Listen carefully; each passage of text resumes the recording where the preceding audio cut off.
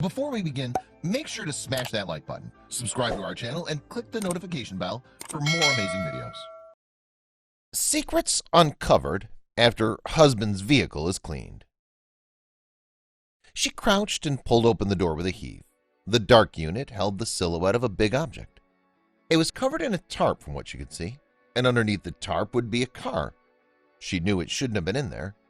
She decided to give the car a wash and clear out everything that was in it.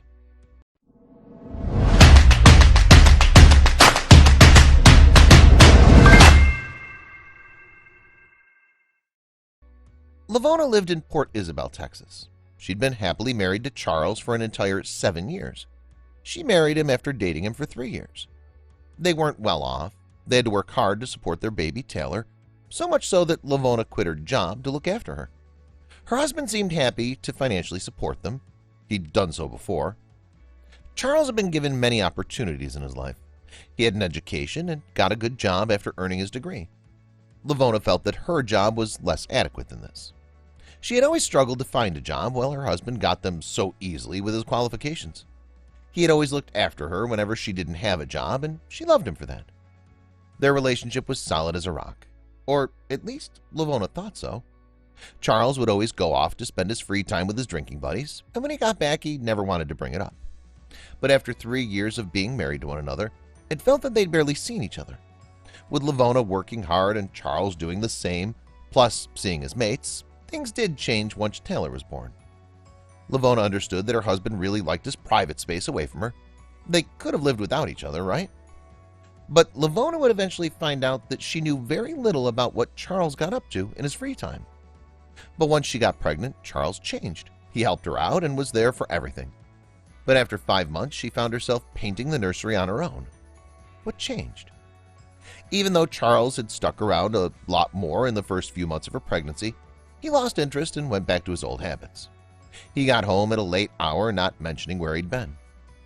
Lavona thought that the miracle of childbirth would bring Charles back to her life, but things steadily declined before the child was even born. So when the big day finally was there, Charles wasn't there.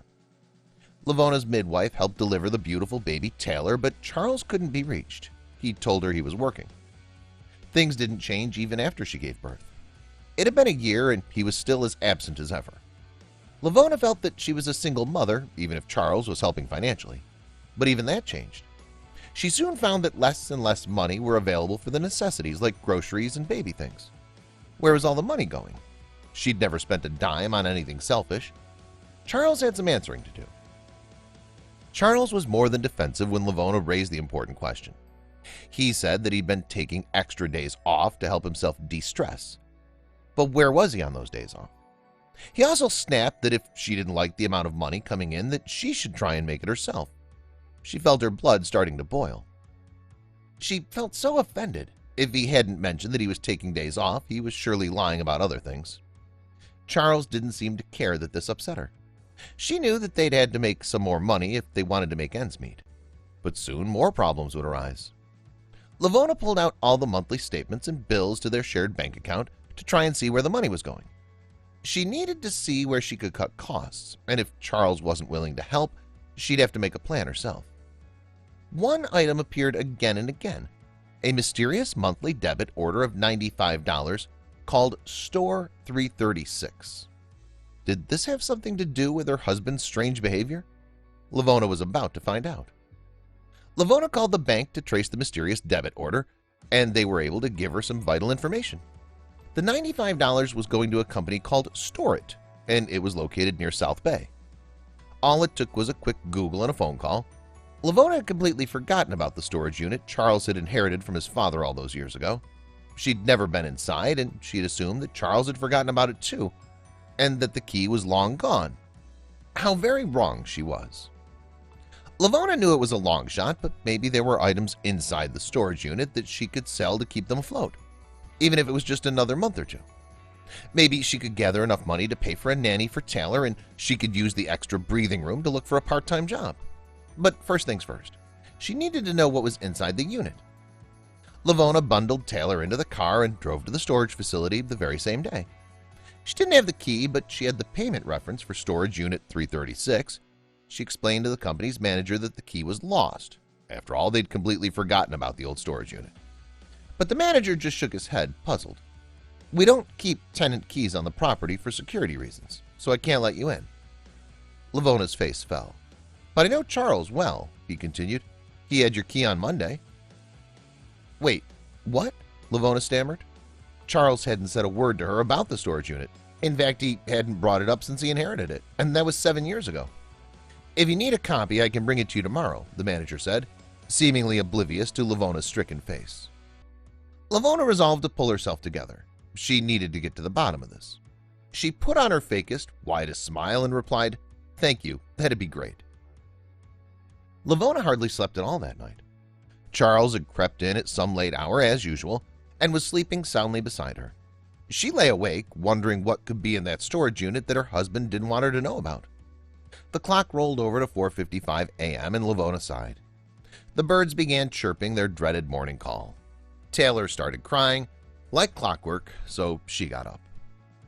Even though Lavona's eyes burned, she shakily made Charles a packed lunch of meatloaf leftovers to take to work, just like she always did. Even though she just wanted to scream at him until he confessed everything, she had to act like everything was completely normal. She waited for him to pull out of the drive and gave him a good head start. Then she and Taylor headed to South Bay. Lavona pulled up to the gate, told the security guard her name, and asked if the manager had left a key for her. "Yes, a storage key for Unit 336, he nodded. He handed it to her without questions. That was almost too easy, she thought as she drove down the rows, searching for the right number. 300, 320, finally 336. Lavona slung Taylor onto her hip and walked with purpose. Squatting down, she slid the key into the lock and clicked it into place. She hesitated for a few seconds. This moment demarcated the point where she'd cross a line in her and her husband's marriage. She wanted to be fully aware. After this, there was no going back. She heaved and the red door slid up with a screech. The musty smell of old upholstery hit her as a tractor beam of light streamed in through the entrance, illuminating a large object that was right in the middle of the piled boxes and sparkling galaxies of dust. It was covered with a white tarp.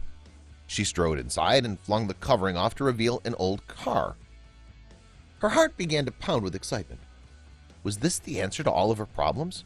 Or was all this just a giant mistake? Lavona didn't know much about cars. All she knew is that it was dusty.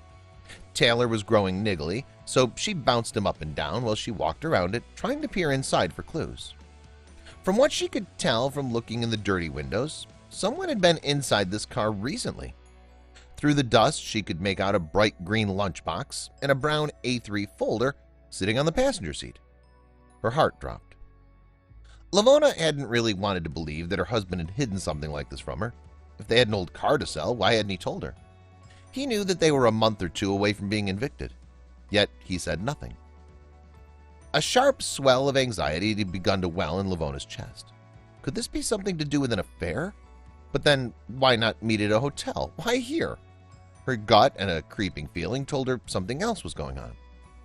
Trying to ignore Taylor's keening, she swung her arm out and gripped the door handle to find out once and for all. "Damn!" she cried. "Locked. Where was the key?" But the biggest elephant in the room was something she couldn't even begin to comprehend. Looking at the dust, she knew nobody had been driving it. So why was Charles coming here to sit inside of it? If she couldn't get into the car to see what was inside, the next best thing would be to wipe the dust off so she could look in it. She grabbed the tarp and began polishing the windows furiously. The spaces she cleared let a little more light in. She could see stacks of paper in the back, a few crumbled beer cans, a box of Camels. Nothing told her anything. But she wasn't about to leave now. Then Lavona remembered something. Charles had a strange habit of keeping his ignition key in the garage at home. That way, he reasoned, he'd always be able to find it. He had an infuriating habit of losing his car key, and this had been a solution. Lavona scanned the storage unit, looking over the piles of boxes and junk until her eyes were drawn to one small round box that was conspicuously free of dust. And her hunch paid off. Please share this with your friends and family.